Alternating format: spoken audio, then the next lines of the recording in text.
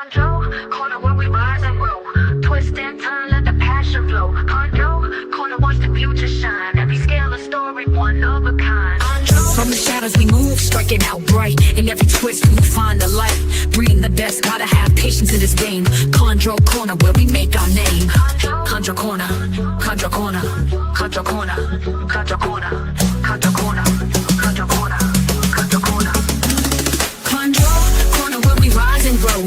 Twist and turn, let the passion flow. Chondro corner, watch the future shine. Every scale a story, one of a kind. Hey, everybody. Phil, you good? I'm alive. I'm still alive. Oh, I see what you're doing here. You're multitasking at its finest. Sorry about that. yes, I was caught live in the act.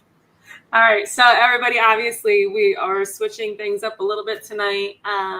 As a lot of y'all know, Phil used to host his own podcast, so I figure we would circle it back. Phil's been on here before with me. I've been on with Phil before, so here we are pretty much, a year later?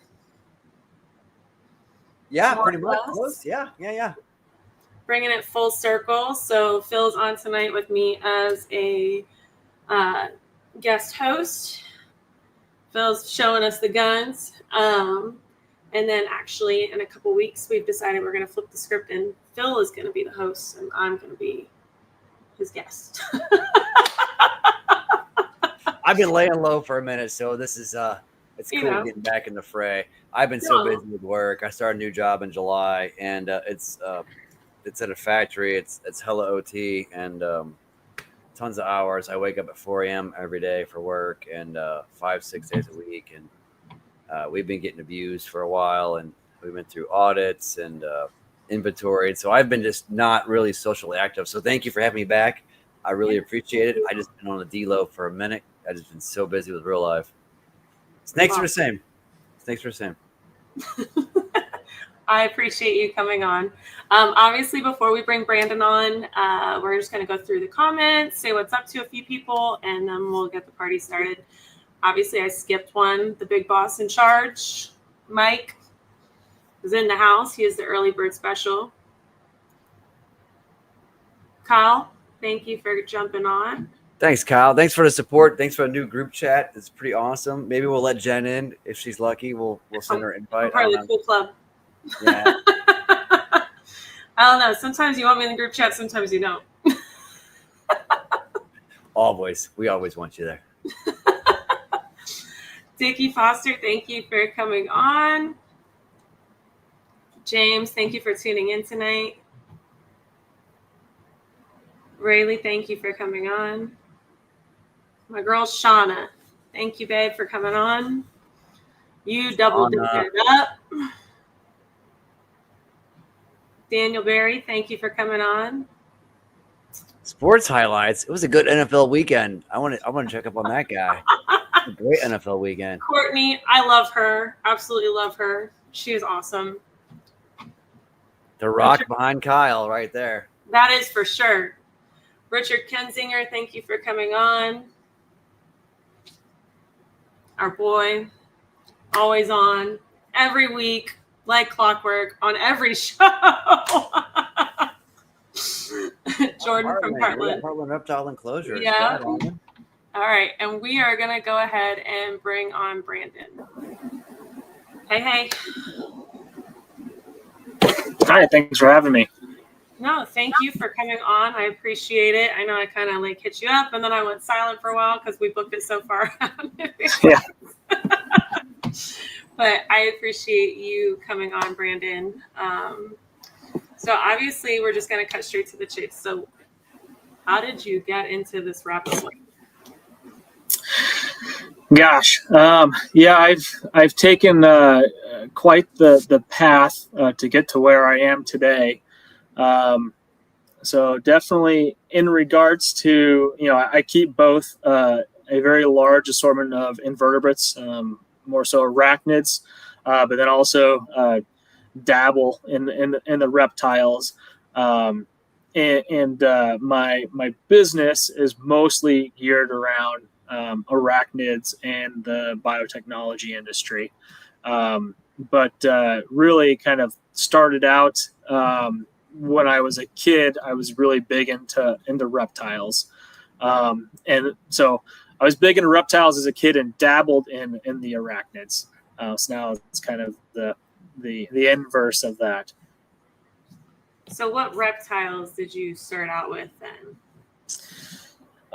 Mostly, I was the kid that was always outside, right? Running. We had a creek that was nearby, so I'm always running out in the creek and finding things, going fishing, catching frogs. What part of the turtles, U.S.? things. That's a big difference. Midwest, so Iowa. Okay, I'm from St. Louis, Missouri area, Okay. So very similar. Yeah. Okay. Yeah, so a lot of garter snakes, bull snakes, bullfrogs. Prairie ringnecks, swifts. Yep. So That's awesome. So yeah, it's kind of being more so outdoorsy. Just a fascination with wildlife in general. And then I think I was visiting my grandparents in North Carolina, probably around 9 years old, and I caught an eastern king snake, and that made its way back home with me to Iowa, and that was really my first kind of pet snake. Was that eastern king like snake, the speckled eastern king snake, eastern chain king. So Chain king, okay. yeah. So then you got. So, we went from that to arachnids. At what point? oh gosh.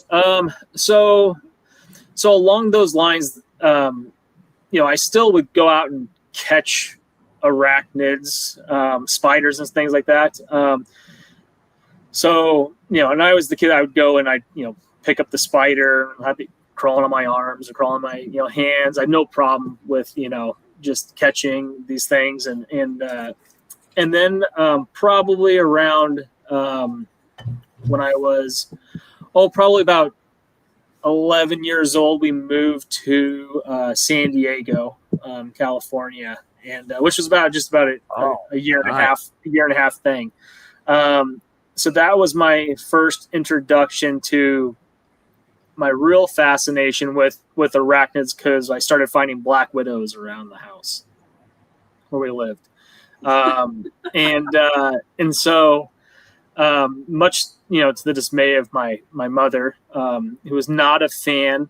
That was my next question. What did your parents think about this? Yeah. So she was not a fan of the idea that we had black widow spiders around the house, but I went around and started just catching as many as I could.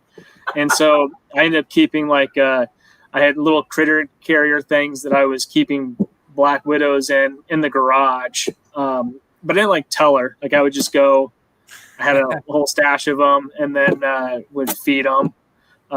So that was kind of, but again, that was, just something that I just thought was interesting, was fascinated by them. Reptiles were still my main thing. But that was kind of my first introduction to the arachnids.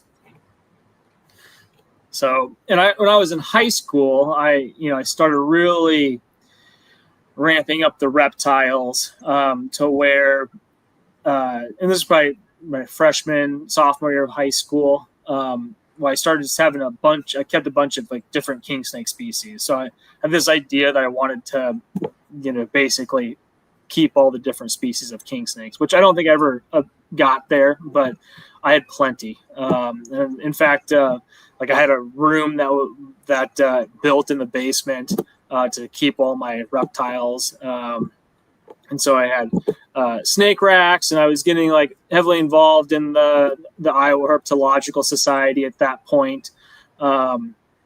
So along those lines, I started keeping all these colubrids for the most part. Started getting involved with the Herp Society, and there was a few people in the Herp Society there that kept arboreals. so going over to one of the members' houses and just seeing rooms full of emerald tree boas and a few green tree pythons and Amazon tree boas. That's About where I what year started was kind of it? getting. Like that area is not a hotbed. Iowa, Midwest. Like, who was some of your mentors and like what were? So Tom Widener was the main individual that I would after the Herp Society meetings, we'd go over to his house and just hang out. And so I bought a baby amethystine python from him. And that was probably my first kind of arboreal. And then from there, I bought a few Amazon tree boas from him as well. So the first reptile that I successfully bred was Amazon tree boas. And so I slowly started reducing the number of colubrids I started to keep, and then increased the number of arboreals. So I kept Amazon tree boas, got into green tree pythons, emerald tree boas, and then I also had a pair of amethystine pythons. So yeah, that was through high school. That was kind of my big drive. Was high basically school. Yeah, that's when I started in the 90s. So that's awesome. You're like super advanced because I was doing like tegus, iguanas, toques, basic stuff in high school. So you were going through some advanced stuff. I think so. I had very supportive parents who were. I don't think my mother was ever like fond of the idea, but she never really told me no. And I used to, at the reptile shows back when we had the Herp Society, local reptile shows, I was always vending my own table, just as a kid, just with various things. So I really took an affinity to the industry, and had great people around to learn from. And so yeah, I started keeping these arboreals. I used to buy arboreals from Rico. And I got to attend some of the arboreal symposiums, 2005, 2004, 2005 arboreal symposium. I bought a pair of Amazon basin emeralds from Noe Perez. 0405, that's really cutting edge. You're talking 25, maybe 30 years into the U.S. at all, much less having any kind of a group knowledge. So that's really early when you got involved with arboreals. Yeah. So really that was kind of my, so I had a bunch of that stuff, and then I had to go to college. And so, for the most part, most of those animals made their way with me to, I had an apartment with 3 other roommates, and I just brought everything with me, to that. So that was kind of, I in that point I was mostly out of colubrids completely. But no arachnids. So I touched base on the arachnid stuff back when I was younger in elementary school. But for the most part, I never kept anything. Other than maybe like a black widow here and there in high school that I would get from somebody. But nothing crazy. Who doesn't? Yeah. Yeah. People like widows sitting around and critter keepers. Yeah. So yeah, but that was kind of really got a jump in high school and then moved into college. And then I had a little bit of a reality check in college. Decided to start the family thing a little early. So my wife and we had our first kid when I was basically a first semester sophomore in college. So at that point, I had to reevaluate priorities. And at that time, unfortunately, I had to reduce the amount of things that I kept by quite a bit to focus on family and education. So I was still kind of involved. And still kept things here and there. Definitely had to step back quite a bit in that regard. Yeah. So obviously we step back, we take a break a little bit, really slow down. Yeah. And then where did you pick back up and start really ramping it back up? Yeah. So big focus on, my education, and kind of getting a career going, and then, with the family. And so really, again, never like totally left it, but there was a point where I was like, I'm content with, I was at a point where I was content that, that was a big part of my life, but I wasn't, I was okay with it, being the past, unless one of my kids was interested. Right. So, it was important that, that for me to bring it back in, to my life, that it was something that my kids would have interest in and want to be a part of it as well. From schooling wise, I did a degree in microbiology. So my focus was microbiology, and then immunology. So as soon as I got my bachelor's degree in microbiology, I had I wanted to do some kind of graduate school, but I had like a semester. So I graduated a semester early. Again, I had a family. So my goal was to get done with school as quick as possible, and try to figure things out as far as to be able to support my family. So graduated a semester early, and then got a job right out of college with a startup company developing vaccines for swine. So again, just very, very career focused. Very on the point, like awesome with your degree. Yeah. So with that, I then got to do graduate school while working full time. And then my graduate work was in immunology. So again, kind of along lines with vaccine development, and then, that research looking at kind of the immune responses to vaccines that we're developing, and looking at infectious diseases. Kind of, and during that time, my kids started having some interest in reptiles. So we started, getting a snake here or there, or, a lizard or some frogs, and so we always kind of at that point, had a few things laying around, but again, I just continued my course with my career, for about 10 years. Where was your arachnid love during that point? Because I know I took a 10-year break myself. I mean, I totally get it between my teens and my 40s. I guess one piece that I missed back in school was, I did work for the Iowa State University Insect Zoo as one of just a job that I had on campus. And that was mostly just taking care of their, the invertebrates they had, and then doing like educational shows and stuff like that. But it was mostly still mostly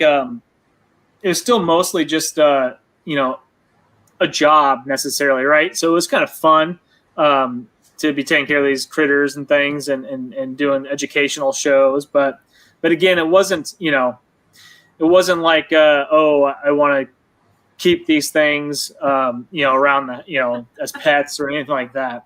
So definitely not that. It's kind of shown up and left multiple times throughout, as I was, going through life. Absolutely. Yeah. So I think where it got basically, where it kind of ended up was probably, I was going through I've worked for small startup companies, worked for very big pharmaceutical companies developing vaccines and doing studying infectious diseases and immune response.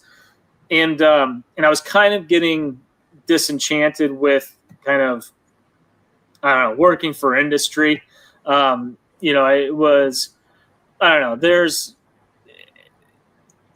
a level of, I want to say boredom, but I wanted to do a lot of things creatively that I really didn't have the leeway to do working for those companies. Given your scholastic background in education, do you find some intrigue between your passion for venomous insects or venomous snakes, or what venom can do from a toxicological standpoint as far as vaccines compared to your classical training in the four walls of a school? Do you find some intrigue or some archaic, do you find some arching, concepts that you might aspire to between the two?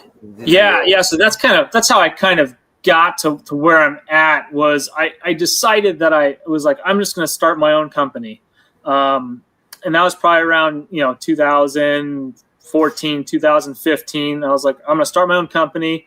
And then it was some time of just thinking like, well, what does that mean? Right? What does that look like? I kind of decided that's what I wanted to do, but I didn't really have any, tie to, it wasn't like I was like, oh, I want to leave where I'm working to do this. It was more so I want to start a company. What's it going to look like? And so I was spending quite a bit of time on thinking from that aspect of things. And then literally was in a car, and it was I think during it was in February sometime. It was cold in a car, and one of my kids was in the back seat, and we were kind of just talking. I don't remember what the subject was, but how old was the kid? How was the kid? Like 7? Were they 12? No, 6. Okay. Yeah, so probably around 6, and I have no idea where this came from, but he was like, "Oh, you should get venom from black widows." That was just, and I don't remember I can't remember what the topic, how we got there or where that idea came up. And I thought about it, and I was like, yeah, it's probably a good idea. So here you are with your scholastic background thinking how can I get Pfizer to come knocking on my door with my hobby? This kid has this novel concept that's going to blow the world apart. And you're with your own adult smarts and your own education from college going, I've been this decade, spending my whole life raising my family. How can I take this awesome innocent child concept and my passion and then actually extrapolate it to something that, I don't know, makes $1 billion and revolutionizes the world? Not to say it's possible, but to say it's still it's a fun mind exercise, right? Right. Yeah, it is. And it is funny. Looking back how these things just kind of lingered there through time, right? Of going from, it's really taking something from just kind of just having a discussion or talking, or literal childhood thoughts of, and looking back, I still have a piece of paper from when I was in 5th grade that's, one of those what do you want to do when you grow up? And it says, I want to move to the Amazon and study snake venom to cure cancer. That's awesome. And it is funny to kind of look where I am now and kind of how actually close that idea, that idea is, where, like you said, it's it's taking a childhood passion and interest and combining it with, with my academic background and professional background, and finding a way to, to basically make a living doing that.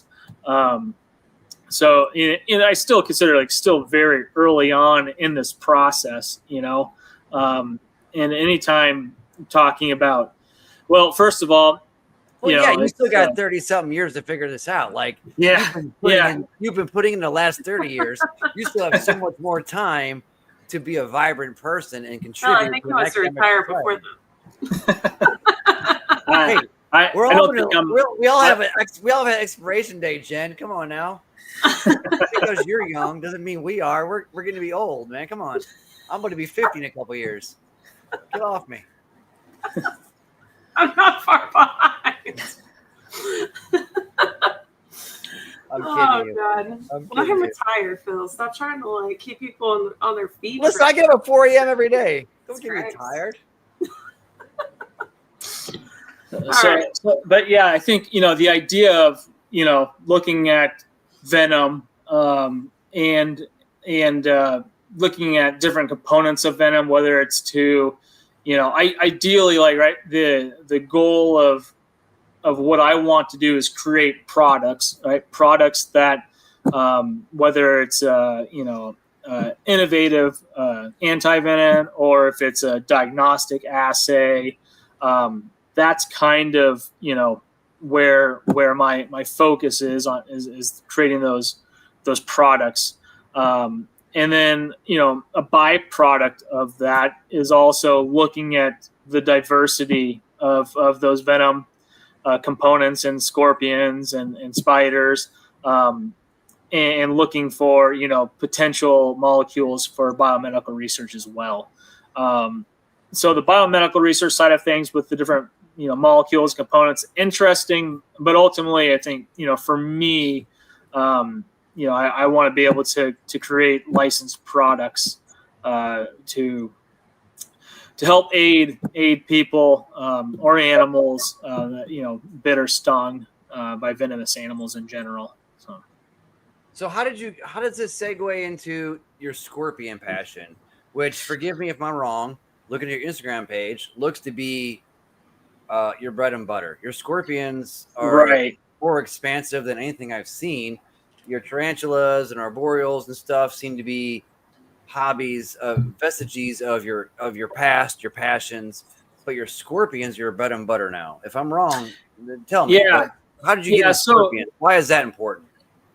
So the invertebrate thing actually came about because a lot of what I saw was the biggest kind of opening for research was more so the invertebrates. Just not there's just a lot less people, and so when I started looking at if I want venom from one of these invertebrate species, where do I source that from and how much does it cost? And I came to the realization real quick that there's really not a lot of people doing that. And what is available is beyond expensive, beyond what I was capable of affording. So it really was just basically internalizing that process to do it in-house versus sourcing. I still have a lot of interest in, snake venom as well, but that's, from a cost more perspective. thoroughly explored, don't you think? But if I want to do a research project involving snake venom, I know where I can get that material from. And I know what that cost is, and it's it's not cheap, right? But it's not super expensive either. I think so. It doesn't make sense. It doesn't make sense for me to. I'm sorry. What? Don't you think plant and invertebrate toxins are less well studied than snake toxins? Right. Yeah. So that's where I think it's the diversity of there's so much not known and so much space there to explore. The reason with the scorpions, to be honest, I just enjoy keeping scorpions more. I have a lot of interest. I do keep a lot of spiders as well. No, not much on tarantulas. I want to make sure that I am enjoying what I am doing. And I spent a lot of time doing it, right? So I've kept the tarantulas and things of that nature, and they're just not as interesting to me. And so, I don't have near as many. I keep a few tarantulas that are of interest to me from a research standpoint.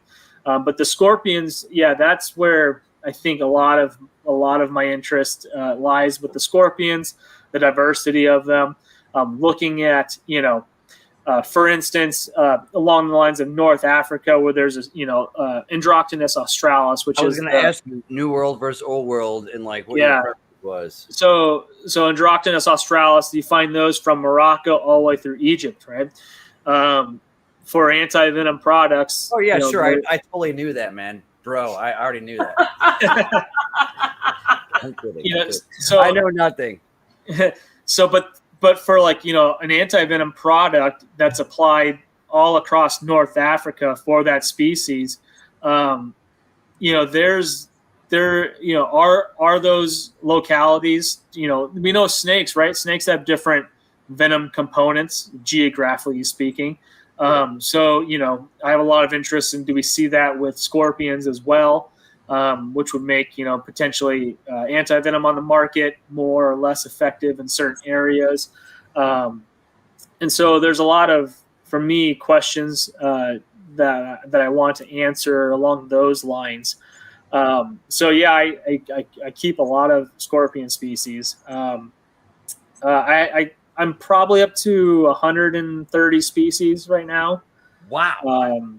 So yeah, that's kind of where I'm at with that. And again, a lot of it is working on, if I keep a species, it's not like I have one. I have groups of them. And my goal is always to, establish basically captive bred groups of them to where, that I can just continually produce them and supply for myself. And that's kind of where, going along the lines of owning your own business and being self-employed, really, I would not recommend starting a biotechnology company to somebody if they want, if they want to make money or have a high chance of success. It is not a good idea. It is not a good idea. Bear, hello. Somebody huge. So, Pfizer. It's expensive. It's high risk. But aside from that, from a hobbyist standpoint, I mean, not dollars and figures, not picking in your wallet, but like, how was your ROI on your scorpion sales? Like, talk about Palm Street. Talk about your sales outlets when it comes to your what do you do with it? Where do you find an outlet? Do you vend? Do you go to show on weekends, or what do you do? Right. Yeah. So basically, what I do is, I sell surplus. So what I produce that I don't need is what I sell, and then when I do imports, so I import captive bred animals, and usually I'll bring in extra to help kind of subsidize the costs of the import. I sell a lot of scorpions. I can't say that I profit. So again, it's mostly just to help subsidize my cost. It's it's not, my last import that I did in June, like out of pocket, by the time of the cost of the invertebrates, the cost of these nice, wonderful new tariffs that that get applied, cargo, fish and wildlife fees, all that stuff. Yeah. Before cost of animals, my cost for $40 on a $5 animal now. I mean, it's crazy. Yeah. So, but my cost with the tariffs and all of the cargo and fish and wildlife and broker fees, I spent $6,000 before cost of animals. So that's like the baseline cost just to bring in an import now, for something along those lines. So, then you have the animals. I've been hit because I was trying to import. I was working at that. I got my license, and it just became really difficult without someone to Sherpa me through that pathway. I was working on importing from Indo, reptiles, and man, it is difficult. And there are so many vampire costs that people don't understand. Like, I want $100 animal. That's cool. We'll spend $700. You might get it. Cause it's like, it's so many added on fees and layers that you can't just absorb. And I don't think people understand that. You have to have a large amount coming in to even justify. Like you have to have a bunch of stupid stuff come in that you don't care about. You have to have 500 pixie frogs just to float whatever animals, the 5 animals you actually care about. Like it's it's really the like, you know, people don't realize what it takes to import. And I think, you know, and for me, like I definitely prioritize quality and captive bred, right? So, you know, that's obviously gonna be even more expensive. So it is a lot, and it's a lot up front.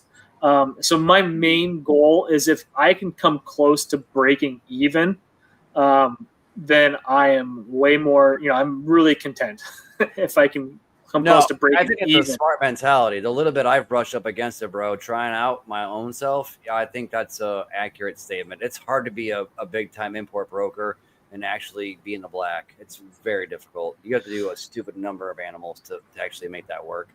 And right. What you're talking about, I think that's a very reasonable statement.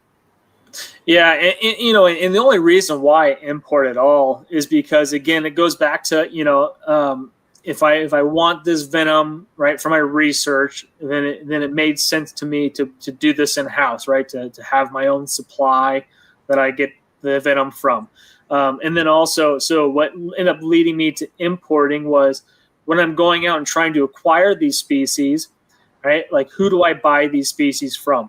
How reliable are the, you know, like early on, you know, I've made some bad deals of trying to buy something I thought I was getting and, you know, and not getting what I ordered or this or that. And then it got to the point of like, well, you know, or like, you know, I would order stuff, but only get like part of it in. And so it ended up being more of just being able to control, you know, if I want this, then this is the shortest, you know, right, the shortest distance to me getting what I want is doing it directly. And so, you know, it took a couple of years of iterations to get to the point of like, all right, it just makes sense for me to have my own import permit. But it's tough. I mean, and especially like I've got mine, but I wish I knew how to use it. You know what I'm saying? Like, it's so hard. It's so difficult.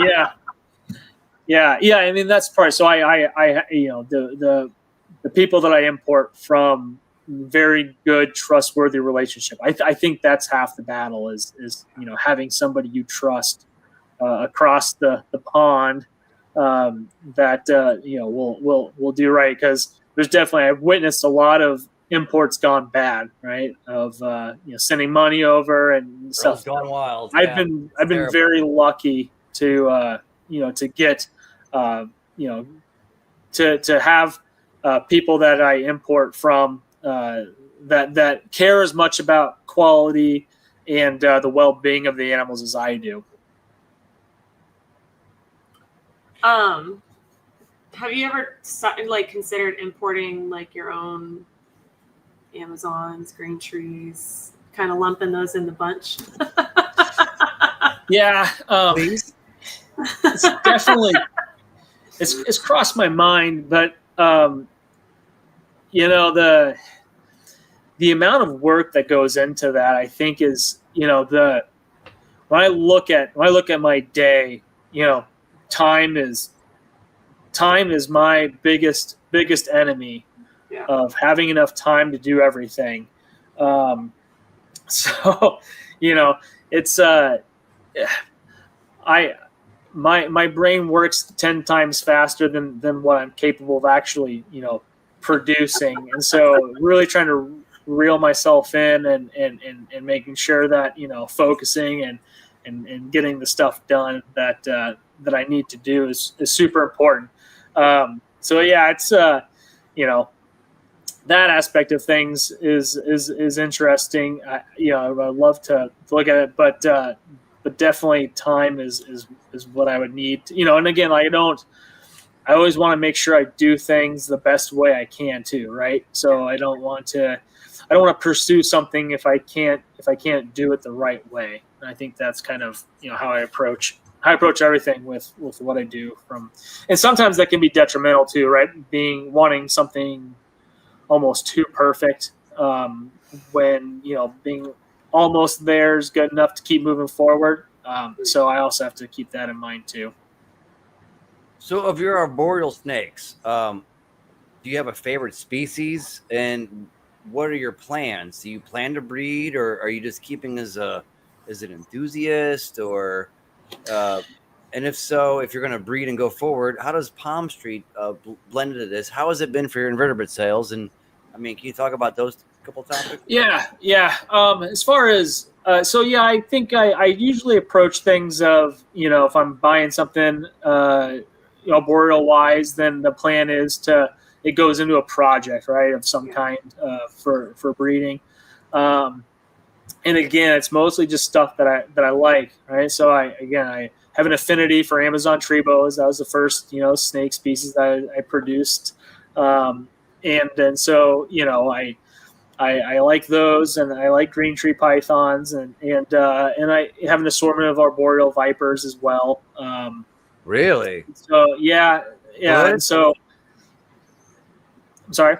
Do you have bush vipers or? Yeah. I got some bush vipers, eyelashes. I got some perps. Just kind of a variety of stuff that, again, it's just, I want to keep stuff that I enjoy. And I don't have huge volumes of the arboreals. But, Anyway, is any of your animals nearby? Can we see any of them? I could probably grab a couple of things. I don't know. Well, but don't grab the vipers. I mean, I was like, leave the vipers in their enclosures. Yeah. This is live. We can't. Yeah.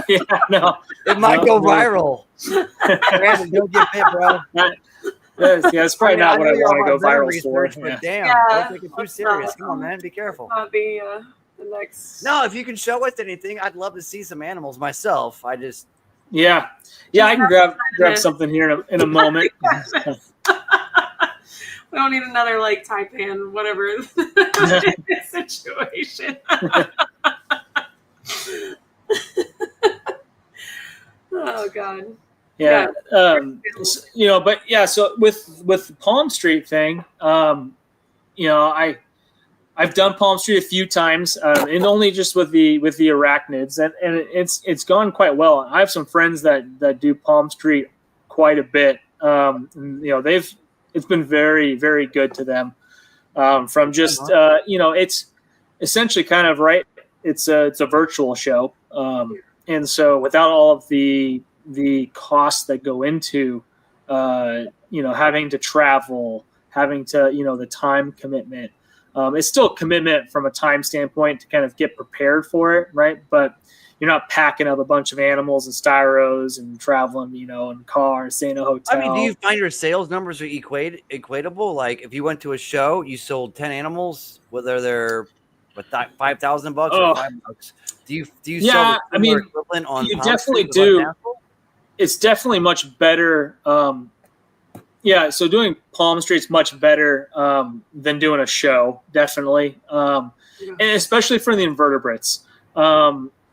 I think the invertebrates, right? So I can go to a show in person, and for the most part, I don't bring, adult animals or really even so a lot of the stuff are babies. And to be honest, a lot of scorpions and spiders, right? They start off pretty darn small. So in a show, it's really hard for people to go up and look at and be like, oh, that's what I want. It's kind of a difficult thing to display in a show. So with that, I think I think that having Palm Street where you can more so hey, here's, show it, here's what this is. And you can take a closer look. And it's more geared, right? So people that are on your Palm Street are, they're there because they want to look at invertebrates, right? So they're there specifically for invertebrates. When you're at a show, it's a lot easier to talk a family into buying a baby corn snake, for a pet than it is to talk them into buying an invertebrate. At least you didn't say ball python. Yeah. Well, some of the concepts, some of the very things you just said actually equate completely to arboreals. Like, you don't want to travel chondros to a show and wear them out. They're not ball pythons that sit in a little cubicle. You take one chondro to a show and it might be the end of it because it didn't handle the stress.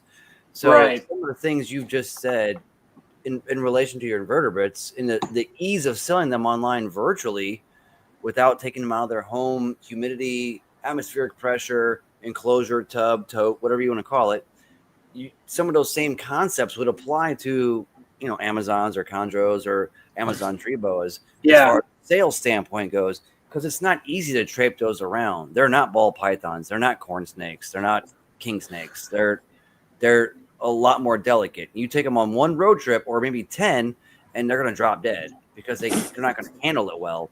The lights, the action, the vibration, the change of humidity, atmospheric pressure from going from Kansas to Texas or whatever you want to call it. Would be, though, do you think Palm Street is the right forum for those type of animals? So here, I use Palm Street a little bit. And again, I think, for me, I still don't have enough time to really do it consistently. And so the ones I've done, they've gone well. To be honest, most of my sales come through my website. That, I have a website, people go on and, add to cart and buy. So, I would say from that standpoint, I've gone to shows and I only do shows. I do kind of local shows, just shows that are easy for me, or, if it's something, more of a, going to a show to hang out with friends and stuff like that.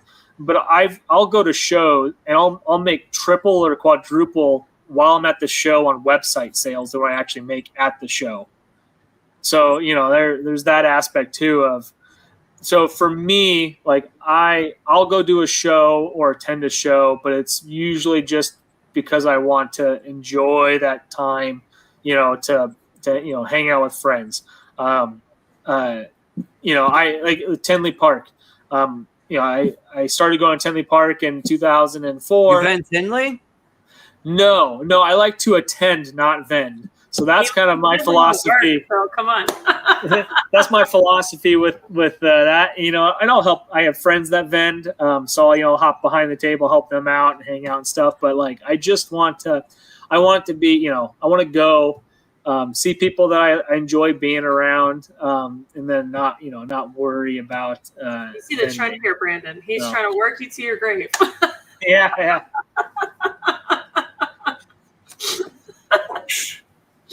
Pretty much. No, this has been so much more cerebral and intellectual than I expected. Brandon, I'm very impressed with your educational background and your goals and your scientific observation and how you go about this. I've got to be honest, I didn't expect that at all. And way more than a hobbyist, but you're a hobbyist by default because you're intrigued in the science, and that's really cool. Very honestly, just totally blown away. Different angle than I expected. All walking into this, so super great combo. Yeah, I mean, to be honest, if I don't think I would have a single invertebrate if it wasn't tied to the business aspect of being a part of what I'm trying to do from a company standpoint. What is that? What is your company? What is your goal, company standpoint? Yeah, so I mean, the goal is to create licensed products, whether it's novel antivenoms or diagnostic assays, and then also another thing is that I'm working on is building a database. So I have all these species of scorpions. So basically characterizing that venom and building a database of what types of molecules or enzymes that are in these different species, how they compare to each other, and what the potential uses for the biotechnology field, the biomedical research field too. So that's kind of the, and really a lot of what we talked about is just mostly everything that just costs me money, right? And so which is why I think you're a true scientist, and it doesn't, you probably don't want to hear it, but I just met you, and I feel like observational wise, as a catalog scientist of these venoms and their biological properties, I feel like that's your wheelhouse. I know that doesn't pay the bills or keep the lights on, and I respect that. Like, as any old biologist, you barely have insurance and a paycheck week to week, but it's for the love of the passion of what you're doing and the way you speak about this stuff. I feel like if there's any legacy, just as a casual observer, just meeting you, I feel like your cataloging of these venoms and stuff you're doing is profound, honestly. Yeah, hopefully at some point, right, there's something there that'll actually make money. That's well, yeah. But I'm really self-reflective, kind of as a scientist, on what I want.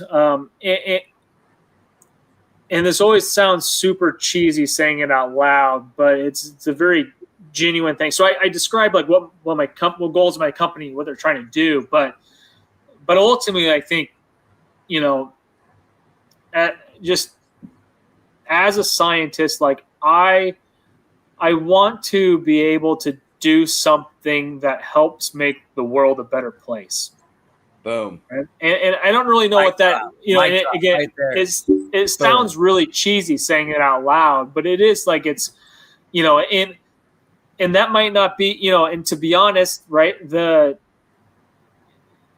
may not even be me actually being successful what I'm doing, but is my presence in the field, can my presence even in the field help put pressure on others to try to advance things forward too, right?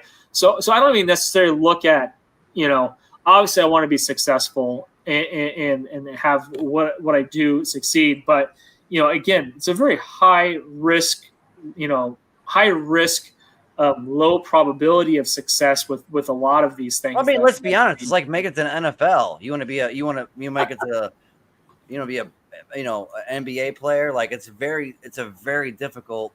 You want to be a rock star. Who's the next Taylor Swift? Like it's so difficult to dovetail that in to whatever that hobby is, whatever your passion is. It's so hard to make it to the big leagues.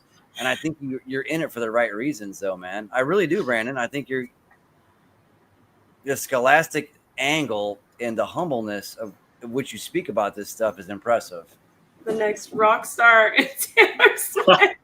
Are you Steven Tyler? Come on, man. Fuck. You see how hard it is to become that person? I'm trying to lump those two together. I'm missing the memo here. All right, Patrick Mahomes. Come on. You know how hard it is to become that person? It is so difficult. But I think Brandon, I'm impressed. I mean, scholastically, from an intellectual standpoint, I don't think Brandon wants to be the next your background. I'm impressed. I was not expecting this. I thought you were just a hobbyist nerd, and really, all the science behind it is very inspiring. Very inspiring for sure. Yeah. It's again like. I talk about entrepreneurship and starting your own company, and it's so difficult, right? I mean, and like difficult, like the struggles, the lows. Essentially, I think you start off with way more lows than highs, right? And you kind of you get through those lows and to try to get to those highs. And but those come and go quite a bit. And the way I look at it is just you hope over time you start to kind of get more highs than you do lows, and because it starts off, I've been since May of 2020 is when I left my job professionally to be self-employed. So it just, 5.5 years, I think that sounds about right. 5.5 years into that. And, in those 5.5 years, like really only this last year do I feel like I'm kind of starting to get traction in a positive direction. Dude, my brother, who's 8 years younger than me, it's a very similar story. Exactly what you're saying. He's been in a dental implant denture industry for over 20 years. Started out grinding, little plaster molds from dentures in a lab, and now he's been started his own business. I think COVID hit. He was 2.5 years in, going out and venturing on his own, and about damn near killed him. Had moved from St. Louis to Atlanta for the first time in his life outside of our hometown, and then came back because the job failed him that he went there for, and like doubled down on his own business. He's got patents now. He does all this CAD CAM stuff. He holds the hands of oral maxillary surgeons and like tells them how to implant his implants. He's patented literally into their, because people get their whole jaw and teeth shaved off and they put it all from scratch. Give them all good. And my brother guides them through it, through their nerves, their blood vessels. Like that'll work. My brother's been doing that for 7 to 10 years now. He's got an employee or two. And he's just a one-man show with a lab and office where he 3D prints 24/7, and then he does it all from home, 70 hours a week. And it's a very similar story to try to come up, like to get through that hump, to get through the first 3 to 5, 7 years, and actually see something in the black that you actually get ahead. Yeah, so difficult, especially with the intellectual proprietary type of a ingredient, It's absolutely like a restaurant, or you're starting a gutter cleaning business, or a power washing business, or a car wash. Like, to do something intelligent, proprietary is so hard to get recognized. And now University of Iowa is having him come do talks, and he literally has patents now. And like, he's still not rolling the dough, but he's finally getting there after a decade of grinding. Yeah.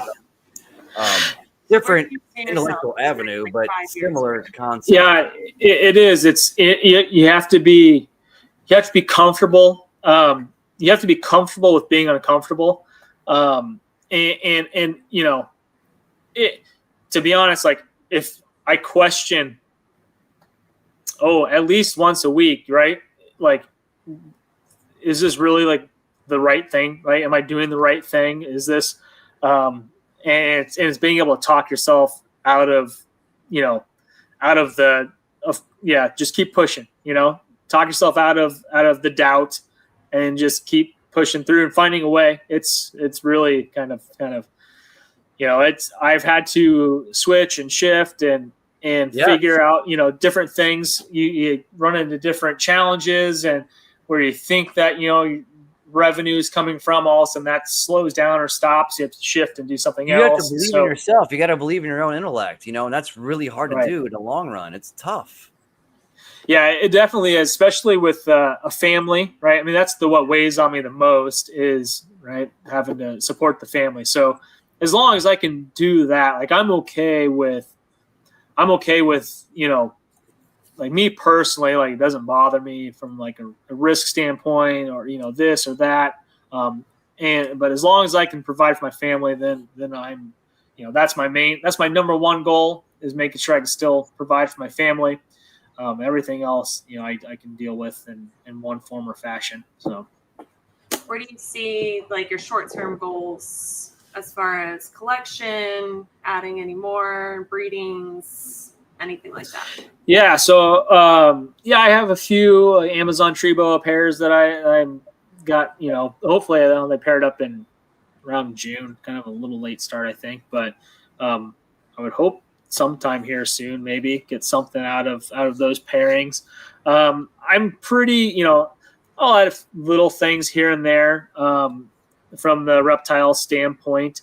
I kind of spent this last year kind of just getting back into different species that I enjoy keeping. And so, I think from a numbers standpoint, I'm in a good spot, and we'll add maybe a couple things here or there. But definitely from an arboreal standpoint, have what I, most part, a good foundation of kind of different projects and that I want to have. And then You know, I'm also, again, dabbling a little bit. I know I do, you know, the venom stuff too, but definitely looking at kind of some product development that's related into the reptile industry with infectious diseases and things of that sort. So very, very early on to really kind of, you know, even have a real discussion about it. But on the radar, some different, you know, different diagnostic testing and potentially some other products too. So before we wrap, do you want to tell everybody how they can find you? Yeah. So Instagram and Facebook. So my kind of the whatever arachnid sales or reptile sales is all driven through Arachnid Rarities. So my company's Arachnid Rarities. It's arachnidrarities.com or at Arachnid Rarities on Instagram and Facebook. So that's the easiest way to contact me for kind of those related things. My biotechnology company is a Verve Biotech, so VERVE Biotech. It's vervebiotech.com. That's solid. And so, yeah, those are. But Arachnid Rarities is probably the easiest way to get a hold of me from that standpoint. Perfect. Well, we appreciate you coming on, Brandon. I'm going to throw you backstage real quick. Phil and I are going to wrap it up, and then we'll join you real quick, okay? Sounds good. Thanks. Thank you. Not the plot twist you thought, huh?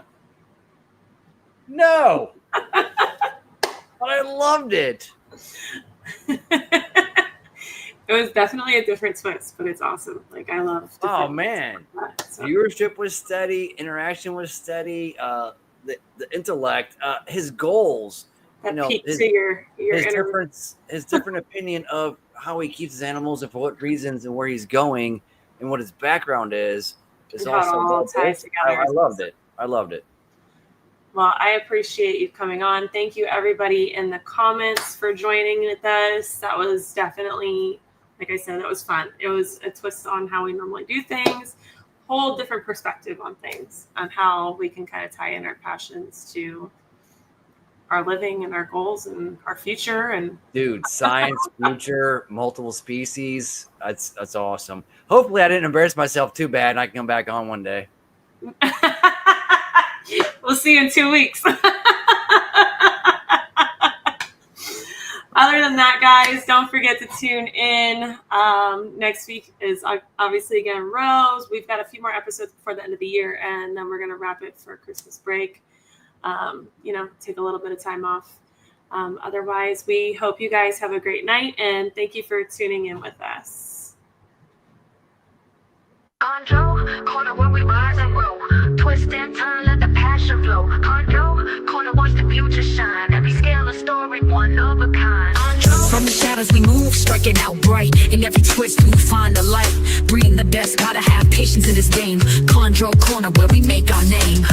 Chondro corner, Chondro corner, Chondro corner, Chondro corner, Chondro corner, Chondro corner, Chondro corner. Chondro corner where we rise and grow. Twist and turn, let the passion flow. Chondro corner, watch the future shine.